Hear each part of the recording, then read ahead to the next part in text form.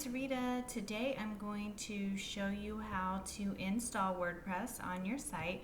And right now I am in the Green Geeks cPanel area. So I am just going to scroll down. You might have a cPanel if you have different hosting that looks a little bit different than this, or it may look very similar. So what we're going to do is go to the scripts area and we're going to click on WordPress. And then I'm just going to scroll down to install now, and I'm going to just pick HTTP, and now I'm going to find the domain that I want to use. Here it is. I have so many of them I didn't know. So this you'll leave blank. This one, this area, you can update this later if you want. So for now, I'm just going to go ahead and leave it blank. And what I want to do is recommend that you never use the username admin. This is going to be the username that you are going to use for your website. So do not use that. And let's see, I'm going to hide my password, and I'm going to update that later to a different one just because it's not strong enough for me. And then your admin email, this is going to be the email that is inserted into WordPress for any notifications for you. So just use one that you use regularly, and you would just select the information, your language, if it's different than English, you would just leave that alone.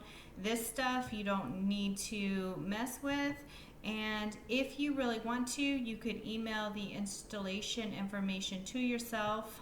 I don't really need to, so I'm just going to say install, and it should take a few minutes to actually install. And as you can see, it's finished, so it's very quick. And right here, this is the domain that I'm using, and then this is the login, and I'm going to open it up in a new tab, and I'm not sure if it's going to be available. See, it's not available yet. So sometimes when you install, it does take a few minutes for it to propagate and for it to load and be ready. So even if it takes an hour or so, it will install. So don't worry, don't freak out, don't think, oh my goodness, it's not working, I did something incorrectly. This is very typical. So I'm just going to see if I can refresh and see if it worked. No, it's still not working. So I'm going to just give it a few minutes and then I'll come back to it. So if this happens to you, just know that it is very normal. It's going to take a few minutes to load, and it's not a big deal. So again, this is your domain, this is your login information. You'll want to save this and keep it somewhere for yourself. And I also recommend that you use something like LastPass or 1Password, something like that, in order to maintain all of your passwords. Because if you saw my video about keeping your website safe, you will know that one thing that I recommend is really using extremely complex passwords. And the one that I just used, it wasn't very strong, even though it said that it was.